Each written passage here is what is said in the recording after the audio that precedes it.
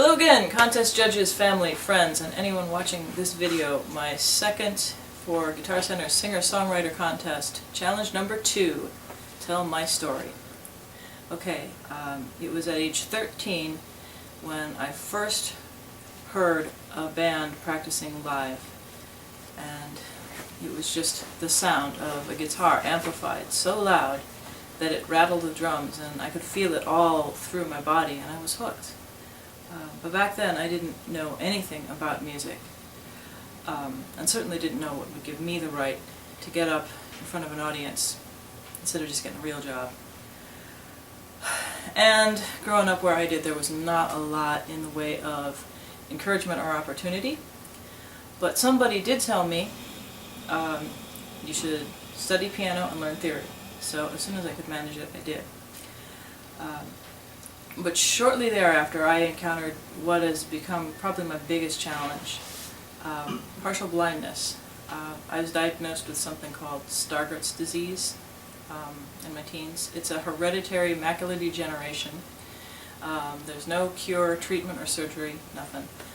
And what it meant was I was never going to get a driver's license and would always have difficulty reading, not just schoolwork, but sight reading music. Fortunately, my piano teacher let me memorize pieces, and also encouraged me to study song structure. And looking back, I kind of think that the vision loss might have pushed my music along certain lines. For one thing, walking everywhere, as I do, has proven to be the perfect situation for writing lyrics. And also, when it was time to finish school and go out and look for a job, I was hard-pressed at first. You know, imagine the job interview where you get to say, yeah, I type about 19 words a minute. But I was able to get work and support myself.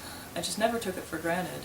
And I guess seeing that it's very easy to not make it in life, oh, dog, out, kind of heightened my interest in people's stories.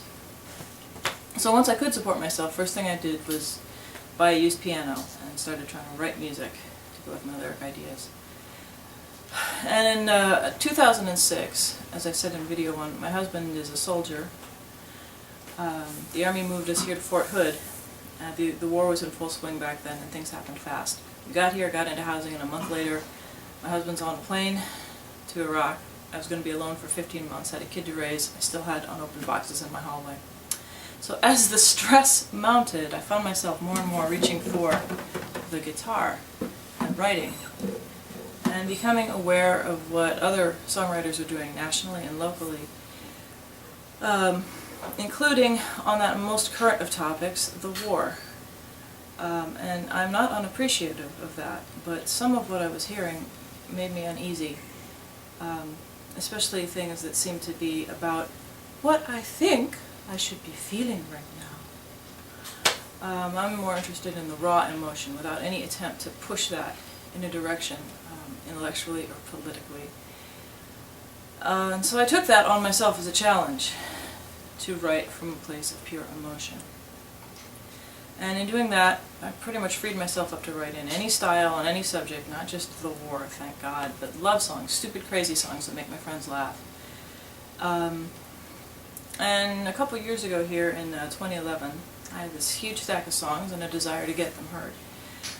But once again, not driving reared its ugly head, because what with the husband back at the sandbox again for another year and trying to get a babysitter, even getting to an open mic was proving to be a big deal. So to solve that problem, I started a band. I didn't really mean to, but it just sort of happened. And what that's meant is my songs are getting heard, and I'm having to communicate my ideas to other musicians, which is a great way to learn. So now I can look my 13-year-old self in the eye and say, you didn't think I could do it, but I did. You know, and okay, I'm not giving Britney or Gaga a run for their money, but that was never the plan. It was just, you know, make some good music, have fun, and just go for that sound that woke me up in the first place. And I'm getting pretty close. So the song I'm about to do is as close as I've come to that sound when it's played with a bass guitar, and drums. It's one of my raw emotion songs. It comes right out of Fort Hood. I just took things that people were saying around me and threw them into a song.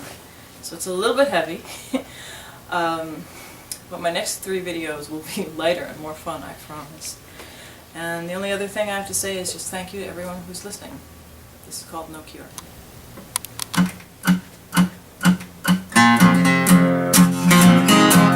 Only the strongest survive, but it gets lonely at night. When I clear my view and wonder why I am alone. Why are you asking about my son? You know the boy's gone and grown. And you know I only wish for him in the scene. I know the things I've known. But who's gonna rescue me out from the things I've seen? Keep handing me these pills.